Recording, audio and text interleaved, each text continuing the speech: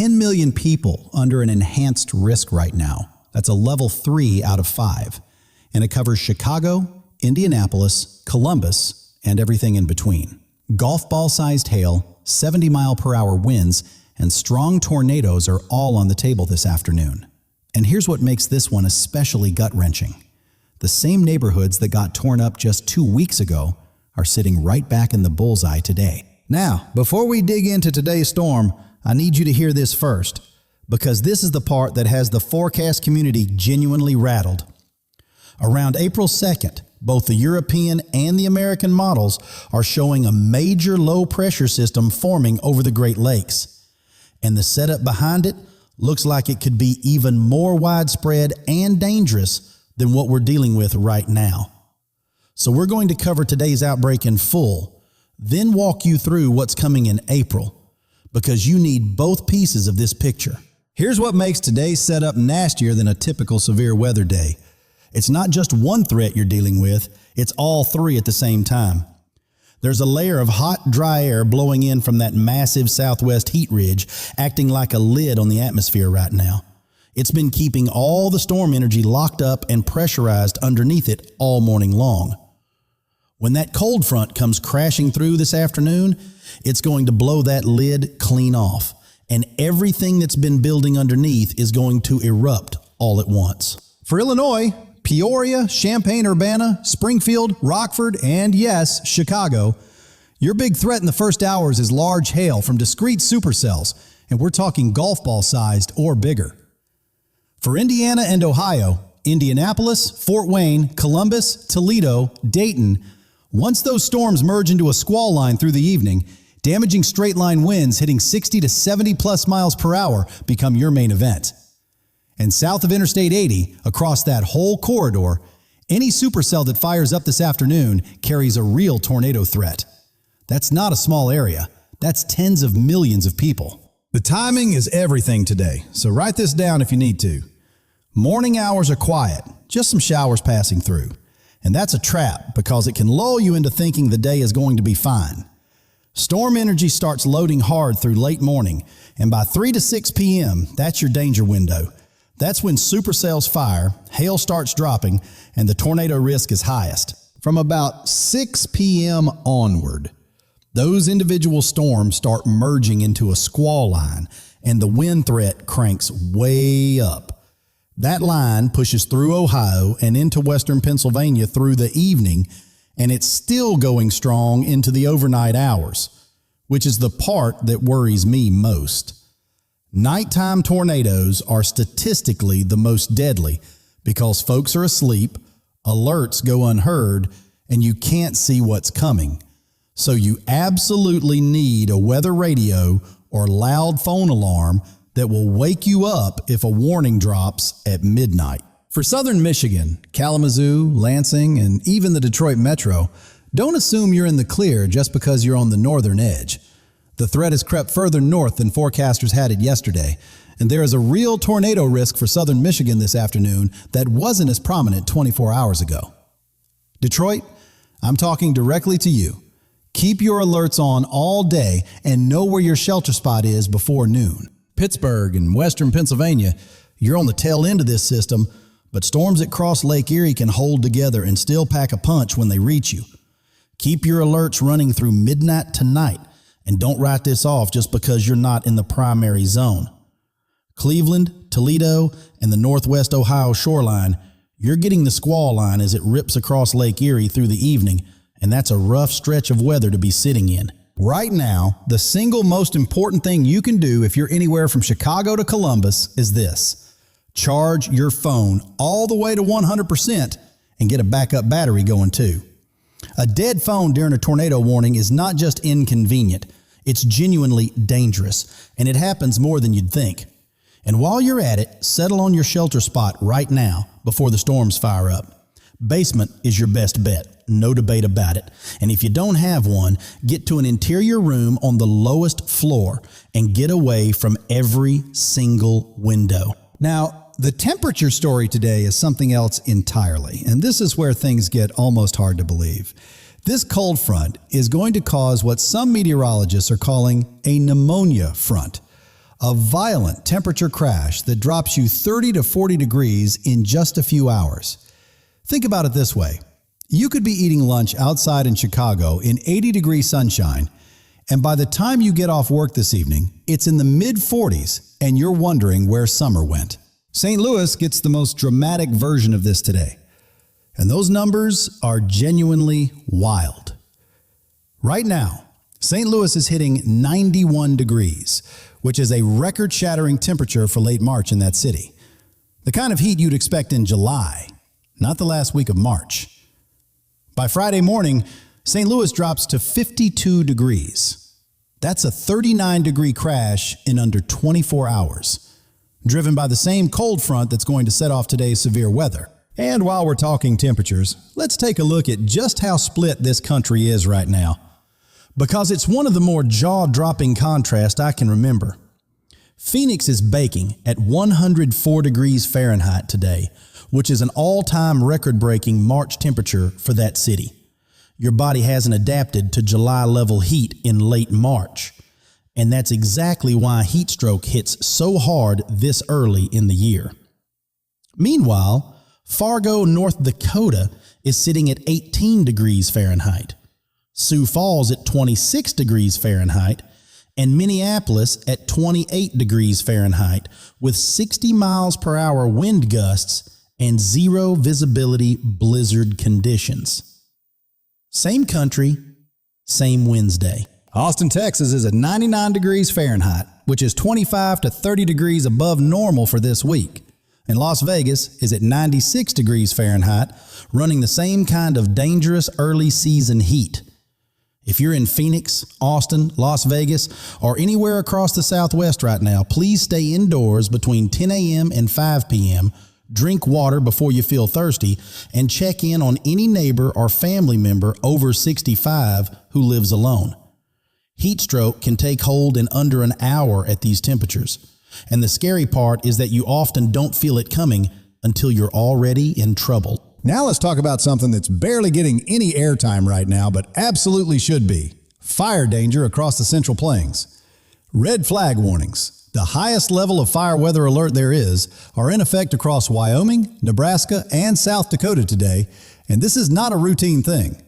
Nebraska just went through the largest wildfire in its entire recorded history, and the same exact conditions that started that fire, extreme heat, bone-dry air, and gusty winds, are back in place across those same states today. If you're anywhere in Wyoming, Nebraska, Kansas, or the Oklahoma Panhandle right now, and I mean this straight up, do not burn anything outdoors this week. Not a campfire, not a burn pile, not yard debris, nothing. Because a small fire in these conditions can become a monster in minutes before anyone can get there to stop it. Oklahoma City is at 86 degrees Fahrenheit with active fire weather watches, and Wichita is at 65 degrees Fahrenheit, but with strong, dry, gusty winds that can push a grass fire across a field faster than you can believe. Los Angeles is at 72 degrees Fahrenheit with Santa Ana winds kicking up dangerously dry conditions, which is the classic Southern California wildfire recipe, and it's in play today. And Albuquerque at 89 degrees Fahrenheit is also sitting in the record books for late March in New Mexico, with critically low humidity that makes the entire Four Corners region a fire risk. If you're anywhere out west and you see someone starting a fire, even a small one, that thing can get completely out of hand before the fire department even gets the call. Down in the southeast, while the Midwest is dealing with tornadoes and the plains are dealing with fire, the Gulf states have their own serious situation going on today. Jackson, Mississippi is at 80 degrees Fahrenheit with an urgent tornado warning in effect and hail reported up to 2.5 inches in diameter. That's softball size, folks, and it's causing serious property damage right now. Birmingham, Alabama is at 75 degrees Fahrenheit with active severe weather warnings. Nashville is at 71 degrees Fahrenheit watching a supercell tornado threat, and Louisville is at 67 degrees Fahrenheit with active supercell activity developing as we speak. New Orleans is at 82 degrees Fahrenheit and dealing with a flooding threat from the heavy rainfall associated with today's storm system, And this is on top of ground that's already saturated from previous storms this month. And then, and I love this contrast because it really shows you what's happening across this whole country, the Northeast is having a completely different kind of Wednesday. New York City is at 48 degrees Fahrenheit with gusty winds. Burlington, Vermont is at 32 degrees Fahrenheit with ice already taking out power lines. And Portland, Maine is at 35 degrees Fahrenheit with coastal snow squalls. Up in the upper Midwest, Detroit is at 34 degrees Fahrenheit with a serious blizzard that has already shut down stretches of I-94 and I-75. Des Moines is at 32 degrees Fahrenheit under an emergency blizzard warning with 10 to 15 inches of snow expected, which is a full-on travel nightmare for that part of Iowa. And Minneapolis is at 28 degrees Fahrenheit with complete whiteout conditions. If you're in Minnesota, Iowa, or Wisconsin today, and you don't have to be driving, please don't be. Out in the Pacific Northwest, Seattle is at 47 degrees Fahrenheit with heavy rain and near record mountain snowfall. And here's something most people don't realize. That moisture system soaking Seattle right now is actually connected to the energy that's going to fuel our next round of severe storms across the plains and Midwest starting next week. Weather doesn't happen in isolated boxes. It's all one connected system. And what you're seeing in Seattle today is part of the same story we're going to be tracking for the next 10 days. Before we get to the April outlook, drop your city in the comments right now because we genuinely want to know where you're watching from today. Are you in the threat zone, hunkering down and keeping an eye on the radar? Or are you somewhere else, watching for family and friends in the path of this thing? And if there's a specific city or region you want us to dig into for the early April pattern, name it below, because that's exactly the kind of feedback that shapes our next forecast. All right, now here's the piece that's been in the back of my mind all day, and honestly, it's the part that concerns me more than anything happening right now. Starting around Monday, March 30th, the pattern shifts in a big way, and the models are in strong agreement that early April is going to be one of the most active severe weather stretches we've seen this season. Both the European and the American models are showing a major low forming over the Great Lakes around April 2nd, and the setup around it looks even more widespread than today's. Here's the setup in plain English. A deep trough, think of it like a big dip in the jet stream, is going to lock in along the west coast. That trough acts like a launching ramp, and every storm system that drops off it shoots straight east across the central U.S., slamming head-on into warm, moisture-loaded air surging north out of the Gulf of Mexico. Cold Canadian air on one side, Gulf warmth on the other, and where those two collide is exactly where the severe weather happens. The Storm Prediction Center's own extended guidance is already flagging severe thunderstorm potential from March 31st through April 2nd. That's the official government forecast shop saying this looks serious. And here's the big shift that affects a whole different set of communities. Unlike today's threat, which is centered on the upper Midwest and Ohio Valley, the April outbreak is expected to track further south. Texas, Oklahoma, Arkansas, Louisiana, Mississippi, and Tennessee, all of you come into play for the first week of April in a way that you're not today. And for the Southeast, Atlanta at 76 degrees Fahrenheit, Charlotte at 73 degrees Fahrenheit, the Carolinas, Georgia, right now you're in watch and wait mode, but that changes starting around March 31st. As the pattern shifts and the Gulf moisture surges, the Gulf states and the Deep South increasingly become the focus for severe weather in early April. So if you're in Alabama, Georgia, Tennessee, or the Carolinas and thinking, well, that storm isn't my problem today, you're right today, but you won't be for long. Florida, Miami at 86 degrees Fahrenheit, Tampa at 85 degrees Fahrenheit, Orlando at 86 degrees Fahrenheit. You're dealing with dangerous early season heat and tropical style afternoon thunderstorms today. Treat this like peak summer heat, not spring. If you're doing any outdoor work in South Florida right now, please take it seriously because heat stroke doesn't care that it's still March. And as we roll toward April, Florida also comes into the picture for storm activity as the Gulf moisture pattern gets more aggressive. Here's the full 10-day timeline, clean and straight, so you can put it on your calendar right now. Today, Thursday, March 26th, Level 3 enhanced risk, 10 million people. Hail, tornadoes, 70-plus miles per hour winds, Illinois, Indiana, Ohio, southern Michigan. Peak window 3 to 6 p.m., squall line overnight. Friday, cold front pushes south and east, 2 to 3 inches of rain across the Ohio Valley on top of today's storms. Isolated severe weather into Tennessee, Kentucky, the Carolinas. Saturday and Sunday, high pressure builds. Quiet, cool, genuinely beautiful across most of the east. This is your recovery window. Get outside, clean up any storm damage, and enjoy the break because it won't last. Monday, March 30th through Tuesday the 31st. The next system fires up. Midwest and Ohio Valley back in play. Severe weather likely somewhere in the central U.S. Exact location still coming into focus. Wednesday, April 1st through Thursday, April 2nd. Major low develops over the Great Lakes. Large-scale severe weather event increasingly likely. Southern plains and deep south enter the danger zone. Now, something worth saying out loud because it matters. The communities in Kankakee, Illinois, Aroma Park, and Union City, Michigan are still in the cleanup phase from tornadoes that hit them just 2 weeks ago. Tarps on roofs, trees still down, families still waiting on insurance adjusters. And today, another round of baseball-sized hail and severe winds is heading right at those same zip codes. And a roof that's already been compromised doesn't hold up to a second hit. If that's your situation, if your home already has damage from 2 weeks ago, your shelter priority today needs to be higher than anyone else's.